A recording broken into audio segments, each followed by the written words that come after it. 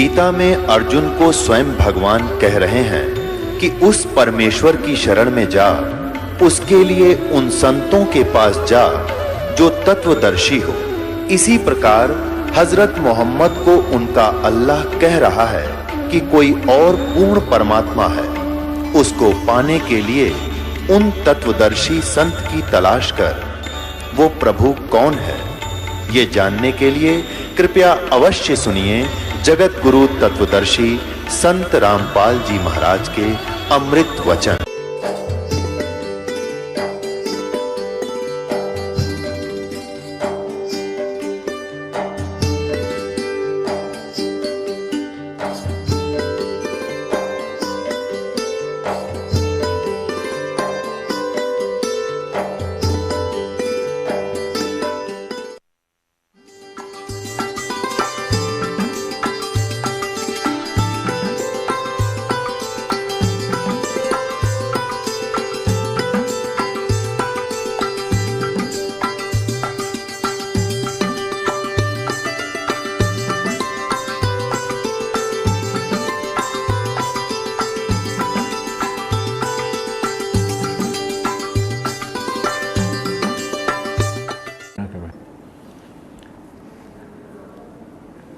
बोलो सतगुरुदेव की जय।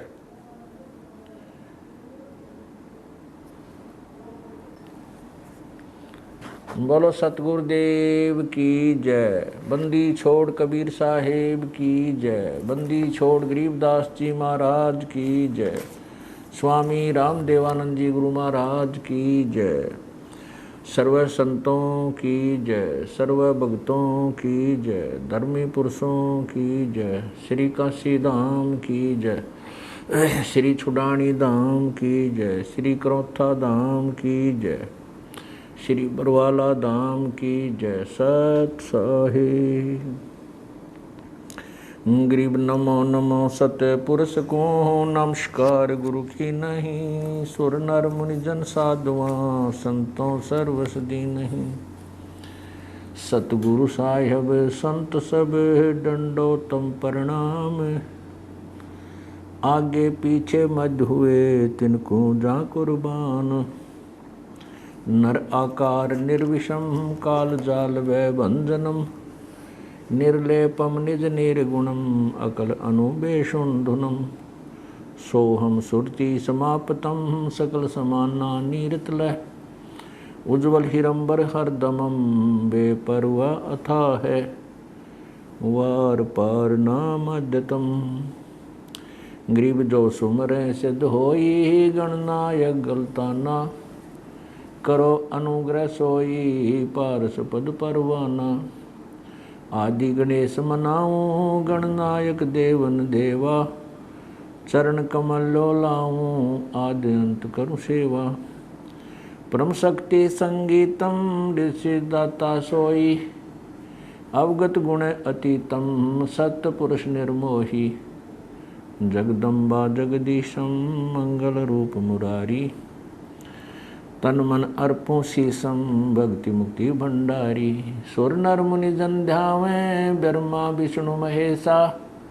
शेष मुख गावें पूजे आदि गणेशा। इंद्र कुबेर सरीखा वरुण धर्मराय ध्यावें। समर्थ जीवन जी का मन इच्छा फल पावें। 33 कोटि आधारा ध्यावें 88। उतरे भव जल पारा कट है यम की फांसी।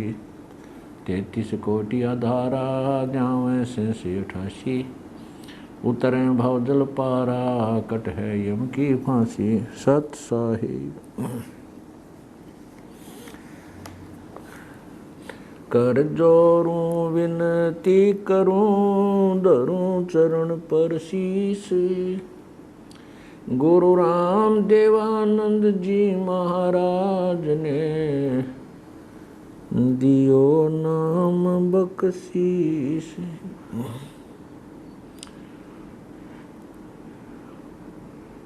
अवगुण किए तो बहुत किए करत न मानी और। भावे बंदा बख्श दियो, भावे गर्दन उतार।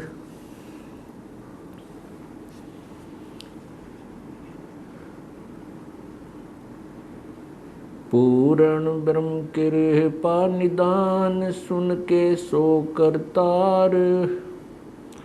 गरीब दास मुझ दीन की, रखियो बहुत संभार।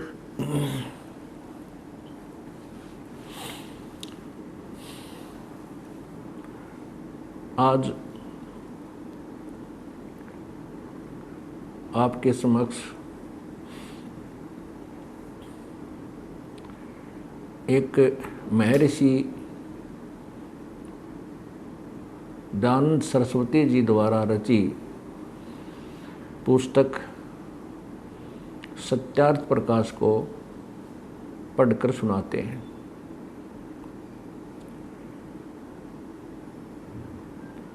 स्वामी दयानंद जी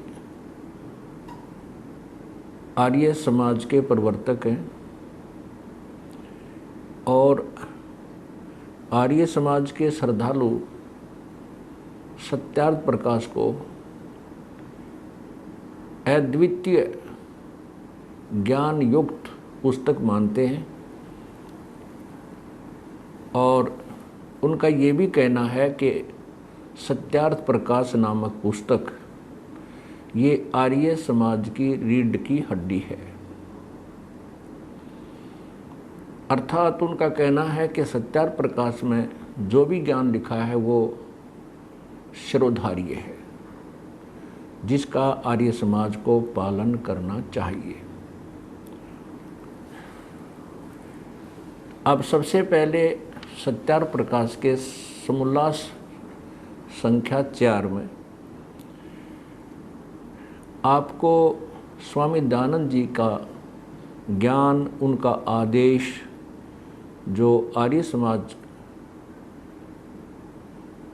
वर्ग को, समुदाय को पालन करना होता है चाहिए, वो पढ़कर सुनाते हैं। देखिएगा,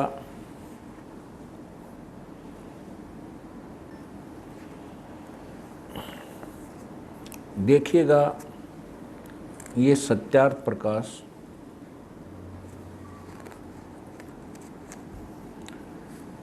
जो स्वामी दयानंद जी द्वारा लिखा गया है।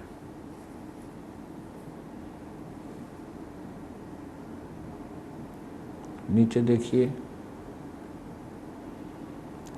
महर्षि दयानंद सरस्वती और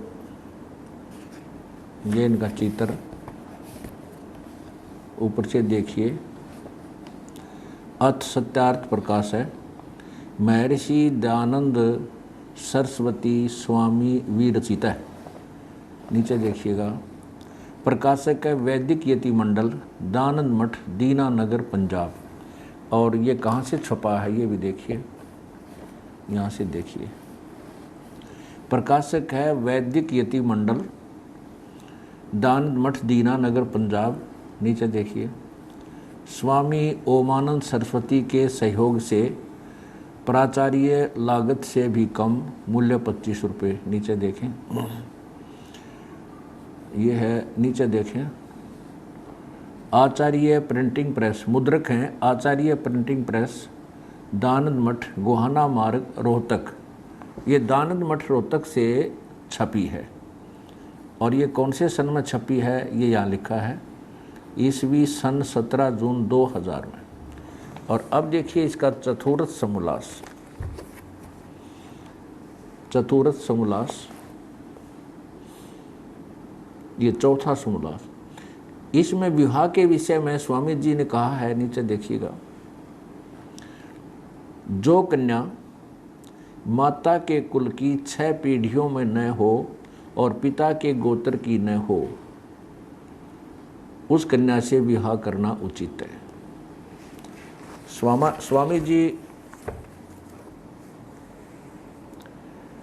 स्वामी दयानंद जी का कहना है कि विवाह करते समय माता की 6 पीढ़ियों तक का गोत्र त्याग देना चाहिए।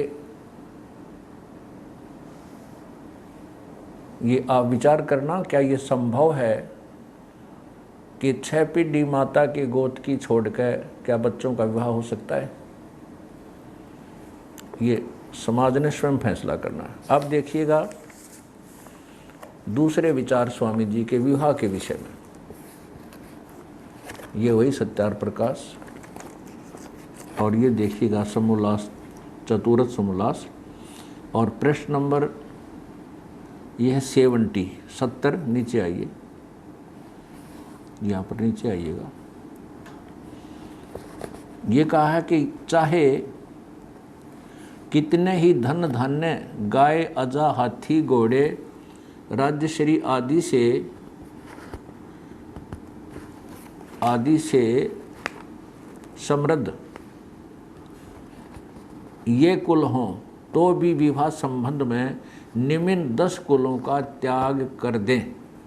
नीचे देखो, अब क्या बताते हैं कि जो कुल सत्क्रिया से हीन, सत्पुरुषों से रहित, वेदाध्ययन से विमुख, पृथक, इससे अलग, शरीर पर बड़े बड़े लोम अर्थात अथवा बवासीर,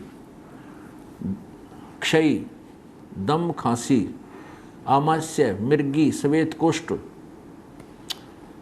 और गलित कुष्ठ कुलों की कन्या व वर के साथ विवाह न होना चाहिए, क्योंकि ये सब दुर्गुण रोग विवाह करने वाले के कुल में भी प्रविष्ट हो जाते हैं। अब क्या कहते हैं स्वामी जी? स्वामी जी का कहना है कि जिस कुल, एक पूरे कुल में, मान लीजिए एक कुल में 100 घर हैं और उन 100 घरों में से किसी भी एक सदस्य को दमा, खांसी, मिर्गी, बवासीर, कुष्ठ आदि रोग हों, तो उस पूरे कुल के किसी भी लड़के या लड़की से विवाह मत करो। एक पूरे यानी 500 आदमियों में से किसी एक के भी कोई बीमारी है तो उस पूरे कुल के लड़के लड़की से शादियां मत करो। ये सभ्य समाज विचार करे, क्या ये नियम संभव है विवाह के समय? क्या इस नियम के अनुकूल हम अपने बच्चों को ब्याह सकेंगे? ये स्वयं सोचेंगे। अब आगे देखिएगा कि कैसी लड़की से शादी करें और कैसी से ना करें। ये प्रश्न नंबर 71 पर वही सत्यार प्रकाश, समोल्लास 4, प्रश्न नंबर 71।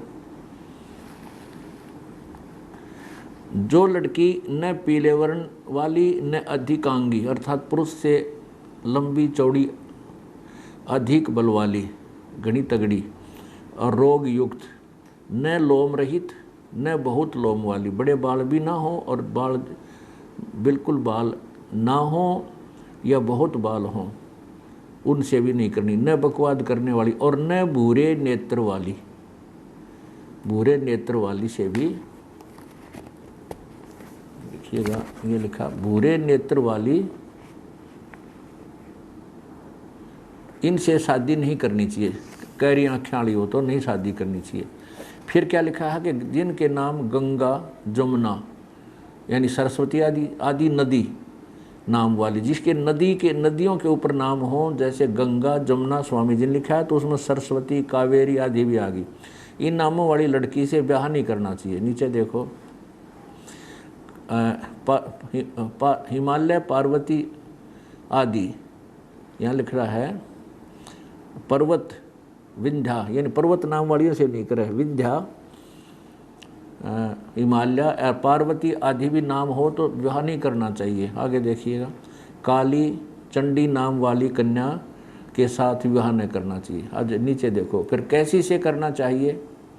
जिसके सरल सूधे अंग हों, विरुद्ध न हो, जिसका नाम सुंदर हो, अर्थात यशोदा, सुखदा आदि। हंस और अथनी के तुल्य चाल हो, सूक्ष्म लोम, केश और दांत युक्त हो, और जिसके सब अंग कोमल हों, वैसी स्त्री के साथ विवाह करना चाहिए। स्वामी जी का कहने का उद्देश्य है कि जिन लड़कियों का नाम गंगा, जमुना, सरस्वती, कावेरी आदि नदियों पर नाम हो और पर्वत के ऊपर नाम हो, जैसे पार्वती, विंध्या, हिमालय और काली, ऐसे नाम वाली लड़कियों से विवाह नहीं करना चाहिए। फिर कैसी से करना चाहिए कि यशोदा, सुखदा आदि नाम हो, हंस और अथनी जैसी उसकी चाल हो, उस ऐसी लड़की से विवाह करना चाहिए। अब स्वामी जी बताते हैं कि विवाह का समय कैसा हो, किस उम्र में ब्याह करना चाहिए बच्चों का। अभी तुरंत ही स्वामी जी ने लिखा है कि 16 वर्ष की स्त्री और 25 वर्ष का पुरुष, ये विवाह का समय तो निकृष्ट है, घटिया है। फिर स्वामी जी ने लिखा है कि 25 वर्ष से लेकर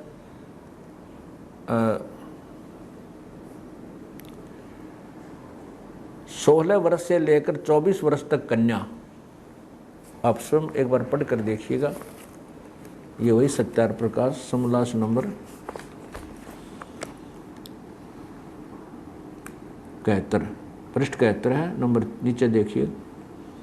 ये हम पढ़ चुके हैं, इनसे विवाह नहीं होना चाहिए, इनसे हुआ होना चाहिए। आगे लिखा है, प्रश्न किया कि विवाह का समय और प्रकार कौन सा अच्छा है। उत्तर दिया स्वामी जी ने कि 16वें वर्ष से लेकर 24वें वर्ष तक कन्या और 25वें वर्ष से लेकर 48वें वर्ष तक पुरुष का विवाह समय उत्तम। फिर ये अब इसको आगे डिफाइन किया है, आगे इसको विस्तृत किया है। इसमें से जो 16 और 25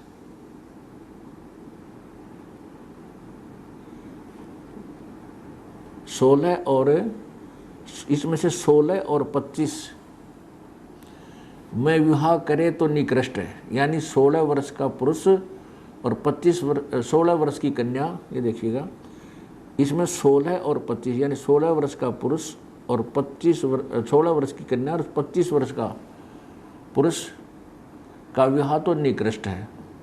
18-20 की स्त्री और 30, 35 व 40 वर्ष के पुरुष का विवाह मध्यम है, काम चलाओ। अब स्पष्ट किया स्वामी जी ने कि 24 वर्ष की स्त्री और 48 वर्ष के पुरुष का विवाह उत्तम है। 24 वर्ष की स्त्री और 48 वर्ष के पुरुष का विवाह उत्तम है। अब देखिएगा, विचार कीजिए, सभ्य समाज, क्या स्वामी दयानंद जी के ये विचार, ये आदेश कभी लागू हुए थे या वर्तमान में हैं? ये क्वाइट इम्पॉसिबल। 24 वर्ष की लड़की और 48 पुरुष के विवाह, उनका विवाह जो समय है, ये तो पिता और पुत्री के तुल्य हो जाता है। आगे देखिएगा, स्वामी जी विधवा विवाह के विरुद्ध थे। उन्होंने कहा कि विधवा का विवाह नहीं होना चाहिए। तो किसी ने पूछा तो विवाह नहीं होना चाहिए तो क्या किया जाए। तो उन्होंने कहा कि विधवा स्त्री या जिसकी पत्नी मर गई वो पुरुष नियोग करे। नियोग के विषय में स्वामी जी का कहना है कि स्त्री पुरुष केवल मिलन समय मिले, विधवा स्त्री और विधवा ही पुरुष, विदुर पुरुष, विधवा स्त्री विदुर पुरुष, वो केवल विवाह समय मिले, मिलन समय मिले और फिर एक दूसरे से भिन्न रहें। जब स्त्री को गर्भ रह जाए तो वो पुरुष फिर उसे ना मिले।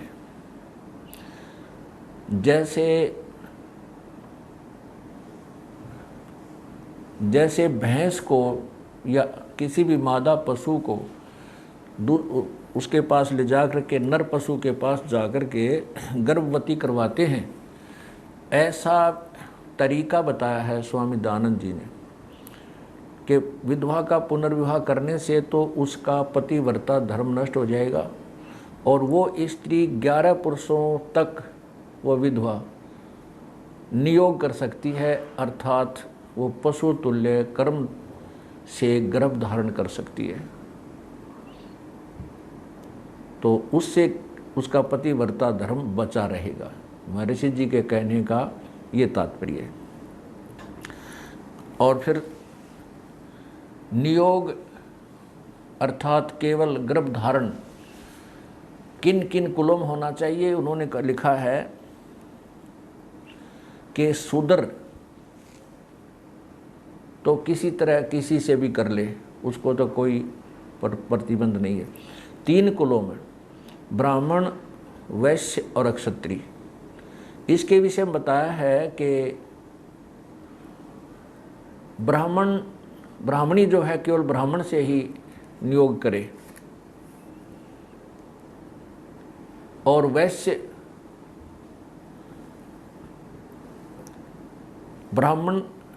की स्त्री जो विधवा होगी ब्राह्मण वैश्य से करे, वैश्य की जो, और क्षत्रिय की विधवा हो जाती है तो क्षत्रिय से, वैश्य से और ब्राह्मण से नियोग करे। नियोग आप समझ गए हैं कि केवल जैसे पशु को नए दूध करवा के लाया करें, गर्भ धारण करवा लेते हैं किसी नर पशु के पास ले जाकर, ये तरीका बताया है स्वामी दयानंद जी ने सत्यार्थ प्रकाश समोल्लास नंबर 4 में, और पुनर्विवाह को मना किया है, विधवा विवाह को मना किया है। आप स्वयं पढ़िए अपने पवित्र चश्मों से। ये देखिएगा सत्यार्थ प्रकाश, ये वही सत्यार्थ प्रकाश है, इसके समोल्लास नंबर 4 ही चल रहा है, चतुर्थ समोल्लास। इधर देखिएगा, ये प्रश्न नंबर 96 नीचे। जिस स्त्री व पुरुष का पाणी ग्रहण मात्र संस्कार हुआ हो और संयोग न हुआ हो, अर्थात अक्षत योनि स्त्री, अक्षत वीर्य पुरुष हो, तो उस स्त्री व पुरुष का अन्य पुरुष के व स्त्री से पुनर्विवाह होना चाहिए। और शूद्र वर्ण में भी चाहे कैसा भी हो पुनर्विवाह हो सकता है, किंतु ब्राह्मण, क्षत्रिय, वैश्य वर्णों में अक्षत योनि स्त्री अर्थात जिसका पति मर गया हो, अक्षतवीर्य पुरुष जिसकी पत्नी मर गई हो, पुरुष का पुनर्विवाह न होना चाहिए। प्रश्नकर्ता ने प्रश्न किया है कि पुनर्विवाह क्यों में क्या दोष है? उत्तर स्वामी जी का, स्त्री पुरुष में प्रेम न्यून होना। आगे देखिए, चौथा लक्षण बताया है पुनर्विवाह में क्या दोष है कि पतिव्रत्य और स्त्री व्रत धर्म नष्ट हो जाना। अब क्या बताते स्वामी दयानंद जी? स्वामी जी का कहना है कि यदि विधवा विवाह कर दिया,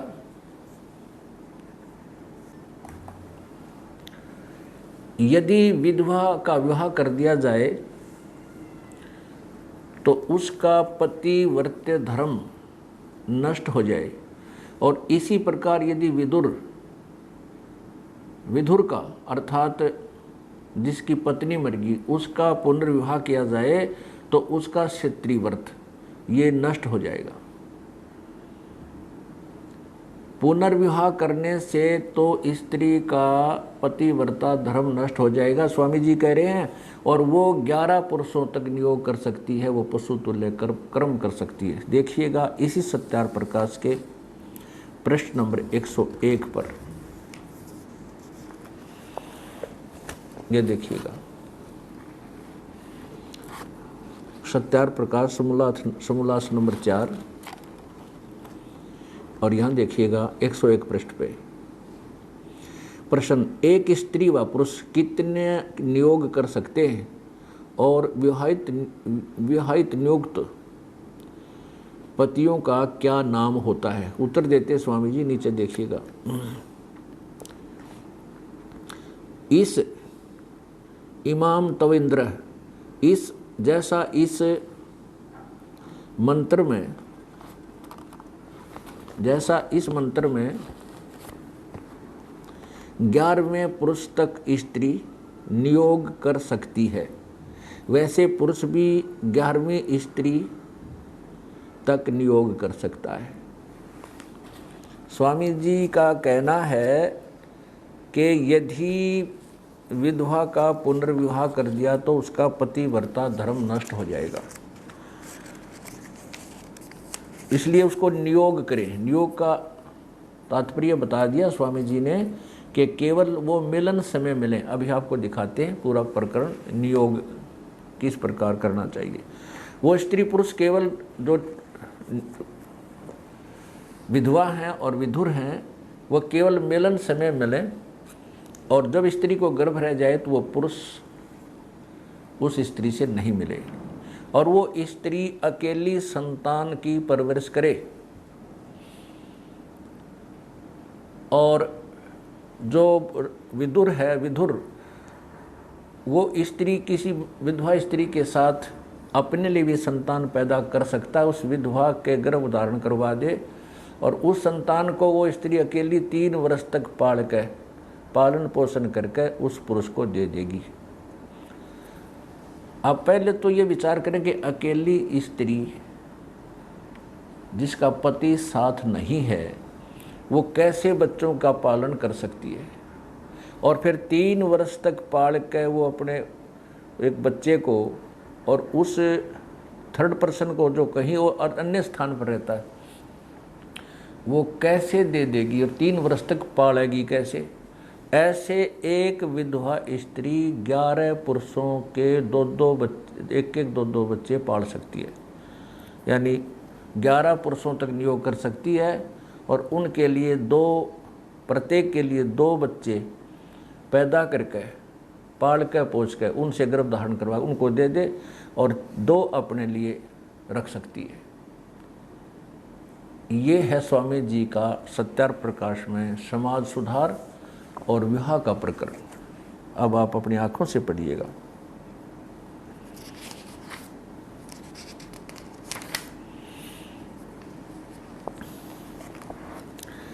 अब आपने यहाँ तक पढ़ा है सत्यार्थ प्रकाश समूलास 4। चौथा पुनर्विवाह में दोष बताया है कि पति व्रत और स्त्री व्रत धर्म नष्ट होना। अब नीचे चलिए, प्रश्न किया है कि पुनर्विवाह और नियोग में क्या भेद है? उत्तर है स्वामी दयानंद जी का कि एक तो जैसे विवाह करने में कन्या अपने पिता का घर छोड़कर पति के घर को प्राप्त होती है और पिता से विशेष संबंध नहीं रहता, और विधवा स्त्री उसी विवाहित पति के घर में रहती है। दूसरा, उस विधवा स्त्री के लड़के उसी विवाहित पति के दाएं भागी होते हैं, और विधवा स्त्री के लड़के वीर्य दाता के न तो पुत्र कहलाते हैं न उसका गोत्र होता है, और न उसका स्वतः उन लड़कों पर रहता है, किंतु वे मृत पति के पुत्र बजते हैं, उसी का गोत्र रहता है, और उसी के पदार्थों के दाएं भागी होकर उसी घर में रहते हैं। आगे देखो। तीसरा, विवाहित स्त्री पुरुष को परस्पर सेवा और पालन करना आवश्यक है, और नियुक्त स्त्री पुरुष का कुछ भी संबंध नहीं रहता। स्वामी जी का कहने का तात्पर्य है कि विवाहित अगर पुनर्विवाह कर दिया जाए तो स्त्री पुरुष दोनों मिलकर सेवा और पालन करते हैं बच्चों की, और पुनर्विवाह नियोग में स्त्री पुरुष का कुछ भी संबंध नहीं रहता, अर्थात वो आपस में मिलकर काम नहीं करते, बच्चों की मिलकर पालन पुरुष नहीं करते। फिर चौथा दोष बताया है, भिन्नता बताइए। विवाहित स्त्री पुरुष का संबंध मरण पर्यंत रहता है। अगर उनका पुनर्विवाह किया जाए तो वो दोनों, देखो विवाहित स्त्री, अगर विवाह कर दिया जाए विधवा का तो विवाहित स्त्री पुरुष का संबंध मरण पर्यंत रहता है, और नियुक्त यानी जो अस्थायी संबंध जो किया जाता है स्त्री पुरुष का कार्य सिद्धि के पश्चात छूट जाता है। यानी जो उनका गर्भधारण रह गया तो स्त्री पुरुष का कोई नाता नहीं है उसके पश्चात। आगे देखियो, विवाहित स्त्री पुरुष आपस में घर के कार्य को सिद्धि करने में यत्न करते हैं, किया करते हैं, और नियुक्त स्त्री पुरुष अपने अपने घर के काम किया करते हैं। अर्थात अगर विवाह कर दिया जाए, विचार कीजिए पुण्यात्माओं,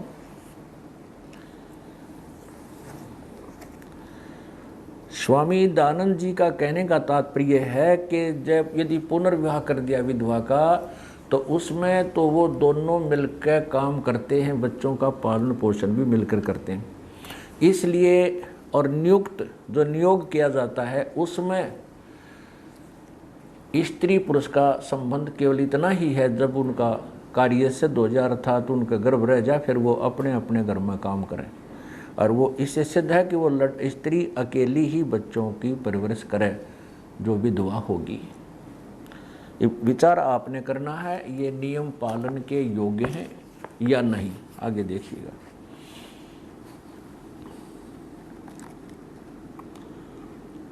चतुर्थ सोमोल्लास, वही नीचे हम यहाँ पर आगे पढ़ते पढ़ते पृष्ठ वही चल रहा है। ये पृष्ठ है 97 97, नीचे आइएगा। यहाँ तक आगे हम कि विवाहित स्त्री पुरुष आपस में घर के कार्य को सिद्धि करने में यत्न करते हैं, अर्थात जब पुनर्विवाह कर दिया जाए तो वो मिलकर काम करते हैं, और नियुक्त स्त्री पुरुष अपने अपने घर के काम किया करते हैं। नीचे देखो, जैसे विवाहित स्त्री पुरुष सदा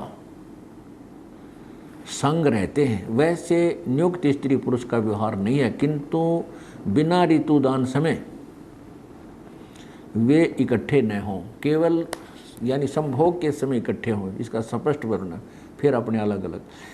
परंतु वही नियुक्त स्त्री 2-3 वर्ष पर्यंत उन लड़कों को, यहाँ देखना ये सारा ही पढ़ते हैं हम नीचे से, नीचे देखो, नीचे इकट्ठे न हों। जो स्त्री अपने लिए नियोग करे तो जब दूसरा गर्भ रहे उसी दिन से स्त्री पुरुष का संबंध छूट जाए, और जो पुरुष अपने लिए करे तो दूसरे गर्भ के रहने से संबंध छूट जाए। परंतु वही नियुक्त स्त्री 2-3 वर्ष पर्यंत उन लड़कों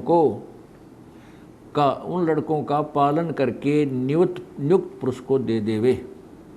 ऐसे एक विधवा स्त्री 2 अपने लिए और 2 अन्य 4 पुरुषों के लिए संतान उत्पन्न कर सकती है। एक मृत स्त्री पुरुष भी 2 अपने लिए और 2 अन्य 4 विधवाओं के लिए उत्पन्न कर सकता है। ऐसे अभी आपने पढ़ा सत्यार प्रकाश में कि स्वामी जी कह रहे हैं कि यदि विधवा का पुनर्विवाह कर दिया जाए तो वो आजीवन इकट्ठे रहते हैं, और नियुक्त यानी नियोग करने में केवल वो मिलन समय मिलते हैं, इसलिए वो नियोग करने को महत्व दे रहे हैं और पुनर्विवाह को मना कर रहे हैं।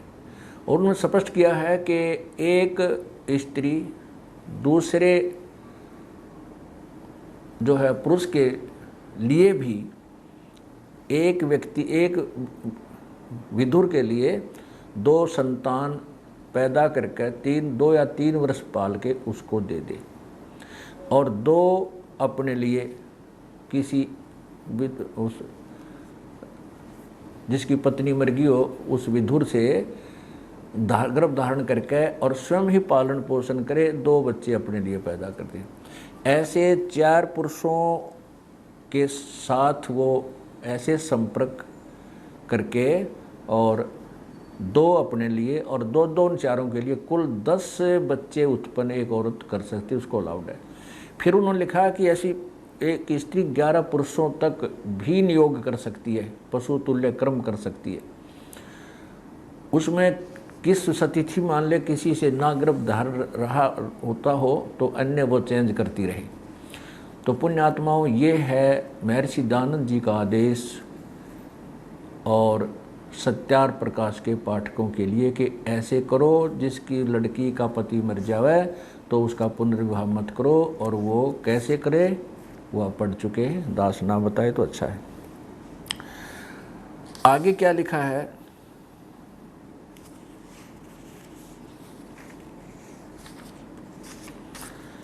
अब देखिए किसी प्रश्नकर्ता ने प्रश्न किया, यही सत्यार प्रकाश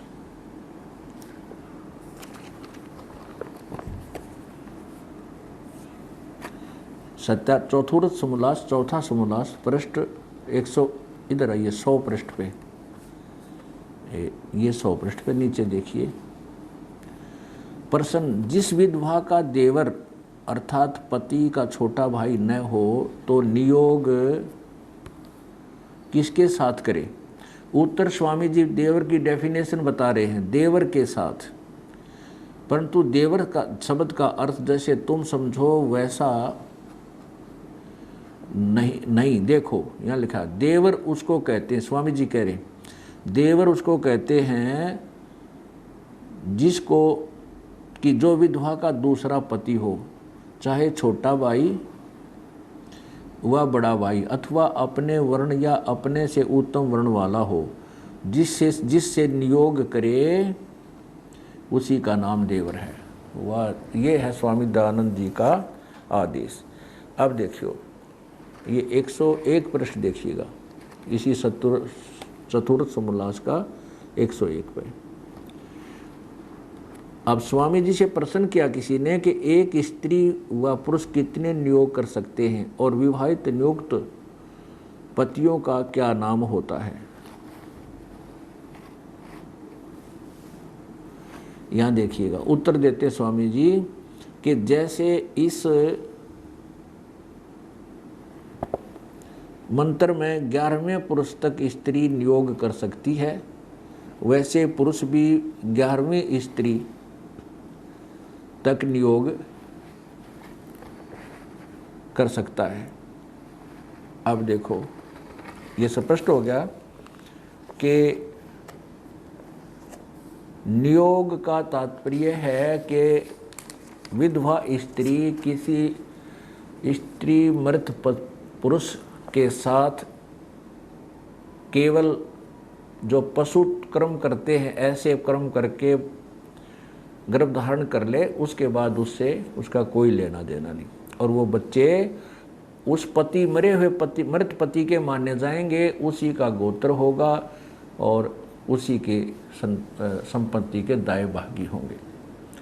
जो वीर्यदाता है उसके वो पुत्र नहीं कहलाएंगे, ना उसका गोत्र होगा, वो तो पति मर चुका है, उसके पुत्र कहे जाएंगे। ये स्वामी जी ने स्पष्ट किया है। देखिएगा एक बार फिर देखिए,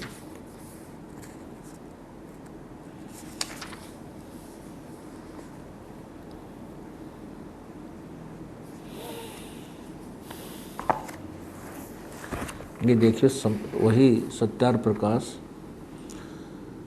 समोल्लास चतुर्थ 97 पृष्ठ पे नीचे आइएगा। पुनर्विवाह और नियोग में क्या भेद है यहाँ देखना। दूसरा, उसी विवाहित स्त्री के लड़के उसी विवाहित पति के दाएं भागी होते हैं, ब्याह कर दिया था। और विधवा स्त्री के लड़के वीर्यदाता के न तो पुत्र कहलाते हैं, न उसका गोत्र होता है, और न उसका यानी जो वीर्यदाता उसका सौता उन लड़कों पर रहता, उसके बेटे नहीं माने जाते, किंतु वे मृत पति के पुत्र बचते हैं।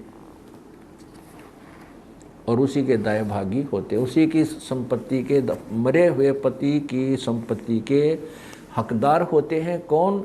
जो किसी अन्य पुरुष से गर्भ धारण कर लिया और वो बच्चे उस विधवा का रह हो गए, तो वो बच्चे, वो पति मर गया, मर चुका है, उसके बालक कहे जाएंगे, वो उसके बालक बजेंगे। ये स्वामी जी का आदेश है। अब प्रश्नकर्ता कहता है कि ये जो नियोग की आप प्रथा बता रहे हो, ये तो पाप मालूम होता। स्वामी जी कहते हैं अगर ये पाप है तो विवाह भी पाप है।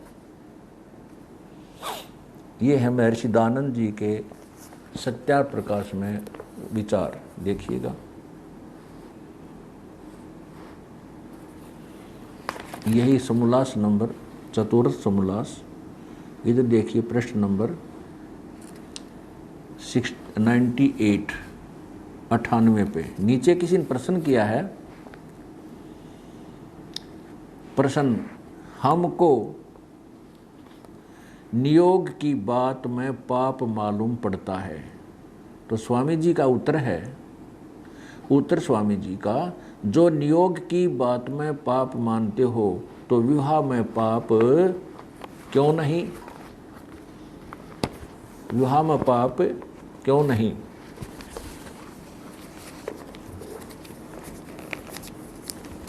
ये देखिएगा, ये क्या कहते हैं कि प्रश्नकर्ता कहते हैं कि हमको नियोग की बात में पाप मालूम पड़ता है। स्वामी जी उत्तर देते हैं, महर्षि दानंद जी, जो नियोग की बात में पाप मानते हो तो विवाह में पाप क्यों नहीं? ये है स्वामी जी का क्यों नहीं मानते।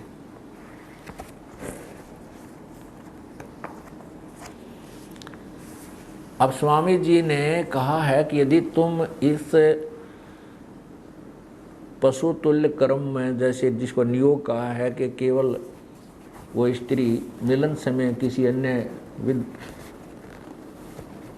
विधुर पुरुष से मिले और उससे गर्भ धारण कर ले, और वो संतान उसकी मरे हुए पति की होगी जो मर चुका है साल 2 साल वर्ष पहले। तो अगर वो तुम पाप मानते हो, कि यदि तुम इसको गलत मानते हो तो विवाह भी तो गलत है। स्वामी जी कहते हैं विवाह करना भी तो पाप ही है। अच्छा, आगे देखिएगा। अब प्रश्नकर्ता ने फिर पूछा है, वही चतुर्थ समोल्लास पृष्ठ 99 प्रश्न, नियोग अपने वर्ण में होना चाहिए व अन्य वर्ण सत के साथ भी?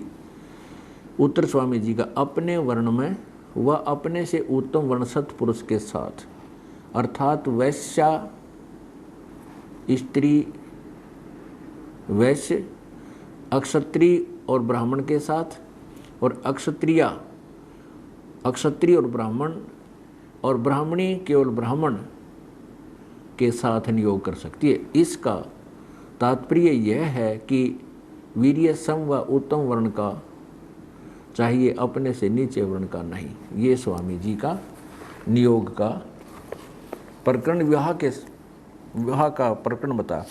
अब और एक बहुत ही कमाल किया है स्वामी जी ने।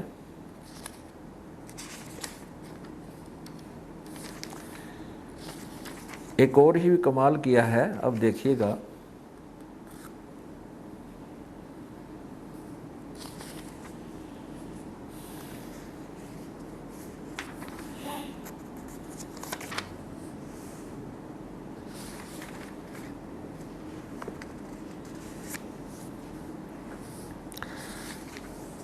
अब स्वामी जी से पूछा कि मान लीजिए किसी का पति जीवित है, क्या उससे भी ये नियोग किया जा सकता है? स्वामी जी कहते हैं हाँ। किन परिस्थितियों में? कि जिसका पति धन कमाने, रोजगार के लिए कहीं दूर देश गया हो और 3 वर्ष नहीं आ पावे, तो उसकी 3 वर्ष बाट देख के वो किसी अन्य पुरुष से, वो विवाहित स्त्री अन्य पुरुष से यही पशु तुल्य कर्म नियोग करके संतान उत्पत्ति कर लेवे, और वो संतान वो विदेश गए, जो दूर देश गए पति की ही मानी जाएगी, उसी की संपत्ति के अधिकारी होंगे। और जब वो पति आवे तो फिर उस नियुक्त से कोई संबंध ना रहे। फिर आगे बताया है कि इसी प्रकार यदि किसी स्त्री का पति मारता पीटता हो, दुख देता हो, तो वो क्या करे, उस पति से अपना मिलन नहीं करे, वो किसी अन्य पुरुष के पास जाकर गर्भ धारण करवाया हुआ है। और वो जो बच्चे होंगे वो उस विवाहित पति जो वर्तमान जीवित है उसके ही दाएं भागी होंगे। और वो आपको ये पहले पढ़ ही लिया कि उसी का गोत्र होगा, उसी के पुत्र माने जाएंगे। और उसकी छाती पर रख है उस दूसरे गैर पुरुष से गर्भ धारण करके जो संतान उत्पन्न करे वो उसी घर में रहे जो विवाहित पति वाले में, लेकिन उससे अपना शारीरिक संबंध ना रखे। महर्षि जी का ये कलम तोड़ समाज सुधार और कुल उद्धार का विवाह का समय और विधि बताई है। अब अपनी आंखों से पढ़िए, ये वही सत्यार प्रकाश। और यहाँ देखिएगा 170 चतुर्थ समोल्लास, और यहाँ देखिएगा प्रश्न नंबर 102 पर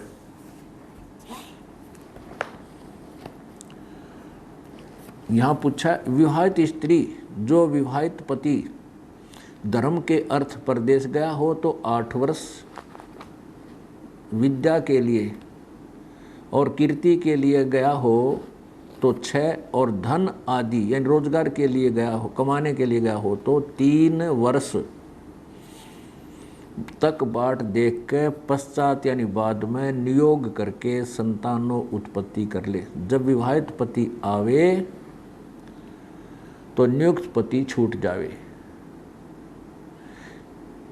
अच्छा आगे देखो, वैसे ही जो पुरुष अत्यंत दुखदायक हो तो तुरंत छोड़कर दूसरे से नियोग से संतानों उत्पत्ति करके उसी विवाहित पति के दाएं भागी संतान कर लेवे इत्यादि प्रमाण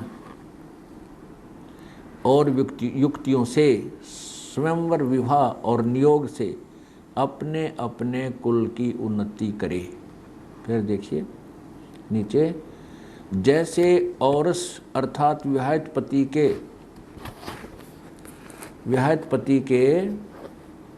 पति से उत्पन्न हुआ पुत्र पिता के पदार्थों का स्वामी होता है, वैसे ही अक्षेत्रज यानी उस अर्थात नियोग से उत्पन्न हुए पुत्र भी मृत पति के दाएं भागी होते हैं। अब स्वामी दयानंद जी ने कलम तोड़ दी है समाज सुधार के लिए। क्या बताया है कि किसी का पति धर्म प्रचार के लिए बाहर गया हो तो उसके लिए 8 वर्ष बाट देखा है, के लिए गया है तो 6 वर्ष, और धन कमाने रोजगार के लिए गया हो तो 3 वर्ष बाट देख के किसी अन्य पुरुष के साथ वो पशु तुल्य कर्म करके नियोग करके संतान उत्पत्ति कर ले, और वो संतान उसी पति की होगी, उसी का गोत्र होगा और उसकी संपत्ति की अधिकारी होगी। दूसरा ये बताया कि यदि किसी स्त्री का पति दुखदायक हो, मारता पीटता हो, धमकाता हो, तो उसको तुरंत त्याग कर उससे बात करे नहीं, किसी अन्य पुरुष के साथ नियोग करके पशु तुल्य कर्म करके और संतान उत्पत्ति कर ले। उसके दाएं भागी यानी उस पति की ही संपत्ति के मालिक वो होंगे। जो गैर पुरुष से वह उसकी आँखों के सामने गलत काम करके आवेगी, और वो जो संतान होगी वो उसी की उस जीवित पति की संपत्ति के अधिकारी होंगे। ऐसे स्वामी जी कहते हैं अपने कुलों की उन्नति करो। दास का विचार है कि ऐसे तो कुल के कुल लड़कर मर जाएंगे, कुल विकास नहीं, कुल का नाश हो जाएगा। अपनी आँखों के सामने अपनी पत्नी को कौन व्यक्ति दूसरे पुरुष के साथ संबंध देख सकता है और फिर उस संतान को वो संपत्ति दे देगा? ये है स्वामी दयानंद जी के सत्यार प्रकाश के कलम तोड़ विचार कि समाज सुधार और कुल विकास के लिए। अब आगे देखिए, एक प्रश्न में किसी ने पूछा, यही सत्यार प्रकाश,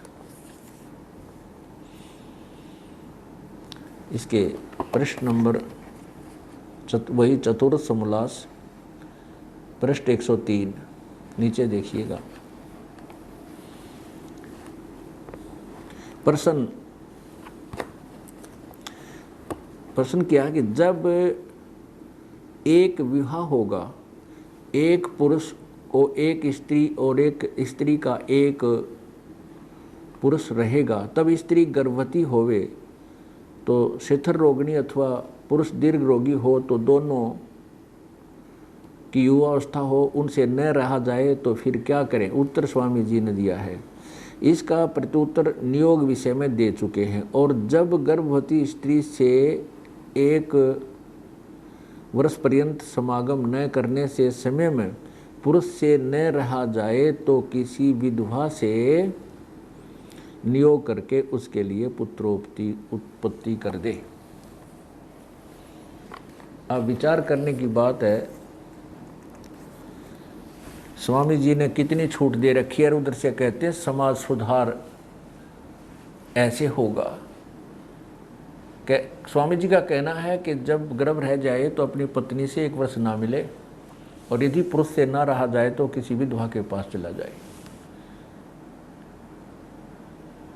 पुण्यात्माओं, इस सत्यार प्रकाश को विशेषकर भारत का नागरिक तो बहुत ही उत्तम शास्त्र मानता है। ये तो है समाज सुधार अर्थात समाज कल्याण के विचार स्वामी दयानंद जी। कई श्रद्धालु दर्शक शंका व्यक्त करते हैं कि जो सत्यार प्रकाश दिखाया जा रहा है ये वास्तविक नहीं है, ये संत रामपाल जी ने अपने तरफ से मन गढ़ंत बना रखा है। उन पुण्यात्माओं का शंका का निवारण करने के लिए, उनकी शंका का समाधान करने के लिए आप थोड़ा सा और प्रयत्न करते हैं। ये देखिएगा सत्यार प्रकाश, ये किसी अन्य प्रकाशक द्वारा प्रकाशित है, आर्य साहित्य प्रचार ट्रस्ट। और ये देखिएगा यहाँ पर ये कहाँ से प्रकाशित है, ये है 65वां संस्करण, सन 2007 में छपा है, लेटेस्ट 2007 में। ये है श्रीमद स्वामी दयानंद सरस्वती स्वामी विरचित आर्य साहित्य प्रचार ट्रस्ट, प्रकाशक हैं विक्रय केंद्र खारी बावली, आर्य साहित्य प्रचार ट्रस्ट, खारी बावली दिल्ली, मुख्यालय नया आवास दिल्ली दूरभाष। और Ramakrishna press, Narayan and India, Nai Delhi, phase 2 से। और इसमें भी देखिएगा समोल्लास नंबर 4 में, ये समोल्लास नंबर चतुर्थ समोल्लास, इसमें इतना है कि पृष्ठ बदल जाते हैं छोटी बड़ी लिखाई होने के कारण। ये चम्मन पृष्ठ पे देखना, इधर देखो चम्मन पृष्ठ पे, ये नीचे है, ये वही है कि कितने ही धन धान्य गाय अजा हाथी घोड़े राज्य श्री आदि समृद्ध ये कुल हों तो भी विवाह संबंध में निम्नलिखित 10 कुलों का त्याग कर दे। तो इनमें कौन कौन है ये देख लिए।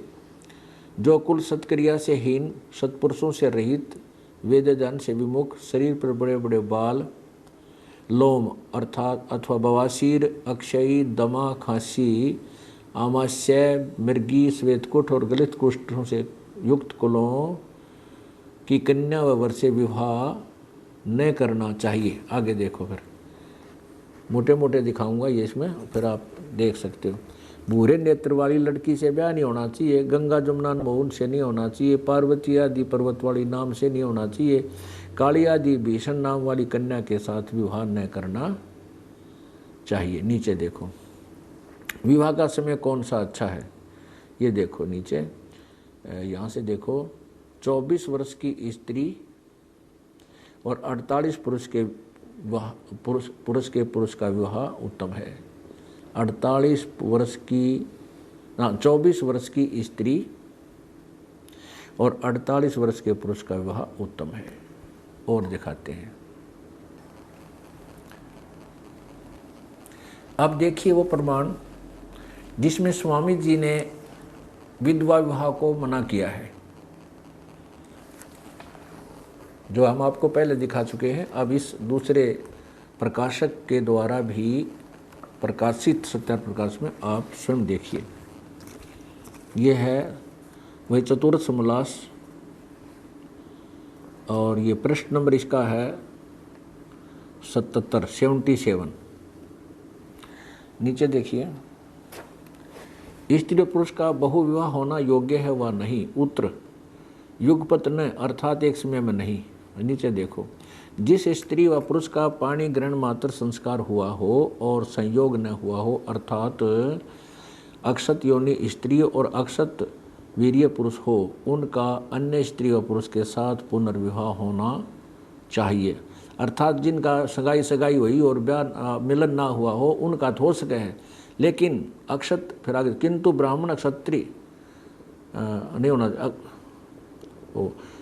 उनका अन्य स्त्री पुनर्विवाह नहीं होना चाहिए। आगे देखना, किंतु ब्राह्मण क्षत्रिय और वैश्य वर्णों में अक्षत योनि माने जो ब्याही जा चुकी है, किसी दूसरे पुरुष के साथ संग हो चुका है जिसका, और अक्षत वीर्य पुरुष का पुनर्विवाह न होना चाहिए। पुनर्विवाह में क्या दोष है? स्वामी जी ने उत्तर दिया, स्त्री पुरुष में प्रेम न्यून होना। आगे देख, चौथा बताया है पति व्रत और स्त्री व्रत धर्म नष्ट होना, यानी अगर पुनर्विवाह कर दिया विधवा का तो उसका पति व्रता धर्म नष्ट हो जाएगा। और स्वामी जी फिर क्या 81 पृष्ठ पे लिखा है कि वो स्त्री 11 पुरुषों तक नियोग कर सकती है।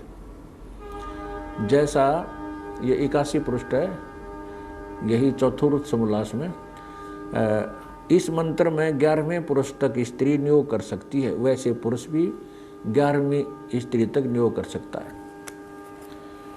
अब क्या बताया है, जो हमने आपको पहले सत्यार प्रकाश दिखाया है, जिसको हम कॉमन यूज कर रहे हैं, उसमें जिसको शंका हो जाती है कि ये शायद इन्होंने स्वयं बना रखा है, नहीं, उसका भ्रम निवारण करने के लिए एक और प्रकाशक द्वारा आपको दिखा, इसमें भी सेम टू सेम है। अब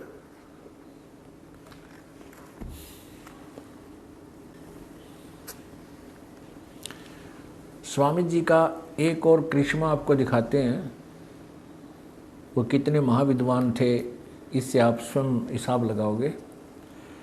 सत्यार प्रकाश समोल्लास नंबर 8 और पृष्ठ नंबर 197 197 पे किसी ने प्रश्न किया, क्या ये सूर्य चंद्रमा आदि जो लोक हैं, इनमें भी मनुष्य और पशु पक्षी, ये बाग बगीचे नदी नाले हैं? स्वामी जी कहते हैं हाँ, सब पर इसी प्रकार मनुष्य हैं, अन्य पशु पक्षी यानी मनुष्यादि सृष्टि, अन्य पशु पक्षी जितने सब सूर्य पर भी रहते हैं, वहाँ पर यही इसी तरह बाग बगीचे सब पदार्थ हैं, और इन वेदों को सूर्य पर भी पढ़ा जाता है। देखिएगा,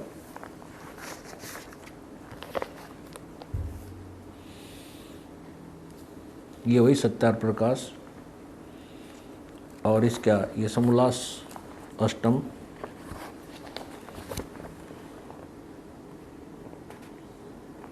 और पृष्ठ 197। नीचे देखिएगा,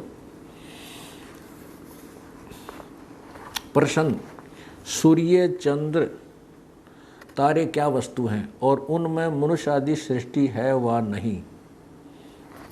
स्वामी जी ने उत्तर दिया, ये सब भूगोलोक और इनमें मनुष्य आदि प्रजा भी रहती हैं, यानी सब पशु पक्षी प्राणी मनुष्य आदि में आ जाते हैं। नीचे देखो, क्लियर किया है, जैसे परमेश्वर का यह छोटा सा लोक यानी पृथ्वी लोक मनुष्य आदि सृष्टि से भरा है, तो क्या वे सब लोग शून्य होंगे?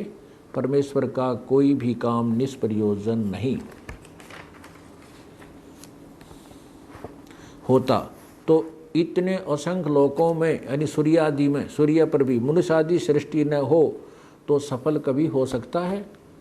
अर्थात इसलिए सर्वत्र मनुष्य आदि सृष्टि है। नीचे देखो फिर क्या लिखा है कि दाता परमात्मा ने जिस प्रकार से सूर्य, चंद्र, ध्रुव, भूमि, अंतरिक्ष और तरसथ सुख विशेष आदि पदार्थ पूर्व काल में रचे थे। ओए होए, इन सूर्य आदि पर जो पूर्व काल पदार्थ रचे थे वैसे ही इस कल्प अर्थात इस सृष्टि में भी रचे हैं। ओहो, तथा सब लोक लोकांतरों में भी बनाए हैं, भेद किंचित मात्र नहीं है। आगे देखो, किसी ने पूछा कि प्रश्न, जिन वेदों का इस लोक में प्रकाश है उन्हीं वेदों का उन लोकों में भी प्रकाश है वा नहीं? अर्थात सूर्य पर भी इन वेदों को पढ़ते हैं वा नहीं? उत्तर महर्षि जी का उन्हीं का है, अर्थात इन वेदों को वहाँ भी पढ़ा जाता है।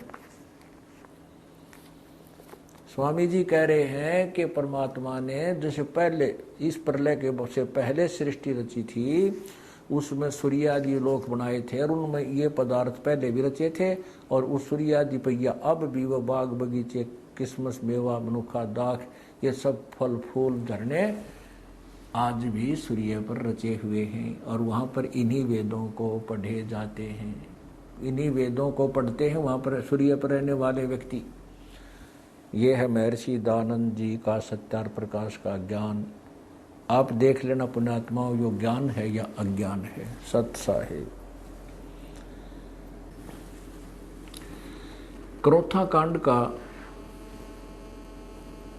कारण यही तत्व ज्ञान है, यही सत्य उजागर करना रहा है। जैसा कि आपने अपनी आंखों से सत्या प्रकाश को देखा और इसमें क्या लिखा हुआ है, ये सब कुछ जो आज आपके समक्ष सीडी भर के हम दिखा रहे हैं, ये हमने पहले समाचार पत्रों में विज्ञापनों के माध्यम से जनता तक पहुंचाया था और वो इन मठाधीश लोगों को स्वीकार नहीं हुआ क्योंकि ये सत्य नहीं स्वीकार कर सकते। ये दुनिया को लड़ा के गुमराह करके आपस में अपना उल्लू सीधा करते हैं। इन्होंने वही चाल चली, इस सच्चाई को अपने अनुयायी से छुपाकर उन्होंने मुझ दास का कुप्रचार करना शुरू कर दिया ताकि जनता को भड़का के और मेरे विरुद्ध करके इन्होंने को यही योजना बनाई, षड्यंत्र रचा कि संत रामपाल को मार दिया जाए, आश्रम को ख़त्म कर दिया जाए ताकि तुम्हारे अज्ञान की पोल ना खुले। इसी उद्देश्य से इन्होंने आसपास की जनता को भ्रमित किया, झूठ बोल बोल कर सतलोक आश्रम क्रोथा में ऐसा गंदा काम होता है, ऐसा होता है, और वहाँ पर कोई कुछ ऐसा गलत नहीं होता था। ये सत्य प्रचार होता था, दिन से इनकी जड़ उखड़ रही थी, जिसके कारण इस सत्यार प्रकाश को बेचकर दुनिया को गुमराह करके ये रोजी रोटी चला रहे थे। उससे दुखी होकर अपनी पोल को ख़त्म करने के बचाने के लिए इन्होंने मुझे मारने का षड्यंत्र रचा और 12 जुलाई सन 2006 को आक्रमण करवाया। और जब देखा इन्होंने आक्रमण किया तो इन्होंने देखा कि ये मुझे ना तो मारने में सफल हुए ना आश्रम तक पहुंचने में सफल हुए, ये पहले ही दूर रहे। तो उन्होंने देखा कि रामपाल अब फंस नहीं रहा, इन्होंने एक लड़के को स्वयं ही मारा गोली से और हमारे नाम मंडवा दिया, क्योंकि हरियाणा के मुख्यमंत्री श्री भूपेंद्र सिंह जी हुड्डा भी आर्य समाजी हैं, उनको इन्होंने भ्रमित कर दिया, गुमराह किया हुआ था, जिस कारण से उन्होंने इनका पक्ष लिया और मुझ पर और मेरे न्यायियों पर झूठा आरोप लगा करके झूठा मुकदमा बनवा दिया, जबकि इन्होंने स्वयं ही वो मारा, इन्होंने आक्रमण किया। और ये स्पष्ट है, हमारी जो CFSL की रिपोर्ट जो मधुबन से आई है उसमें स्पष्ट किया है कि आश्रम के हथियारों से उस लड़के की मृत्यु नहीं हुई और उस लड़के का जो गोली लगा हुआ घाव का टेक्निकल जो तरीका है उससे पता चला है कि वो ज़्यादा से ज़्यादा 20 फुट की दूरी से चले हुए हथियार से मृत्यु को प्राप्त हुआ है। जबकि पुलिस ने जो स्थान बताया है कि यहाँ मरा हुआ मिला, तो वो हमारे आश्रम से पुलिस के अनुसार 140 फुट की दूरी बनती है। इससे सिद्ध है कि इन्होंने हमारे को फंसाने के लिए षड्यंत्र रचा था और उद्देश्य यही था कि इस अज्ञान की, सत्यार प्रकाश के अज्ञान की, महर्षि जी के अज्ञान की पोल ना खुले। और हम निर्दोष हैं, सच्चाई और जनता के सामने कुछ दिनों में स्पष्ट हो जाएगी। तभी इन लोगों को कहीं मुंह दिखाने का स्थान नहीं रहेगा, ये लुकते फिरा करेंगे, वो दिन दूर नहीं है।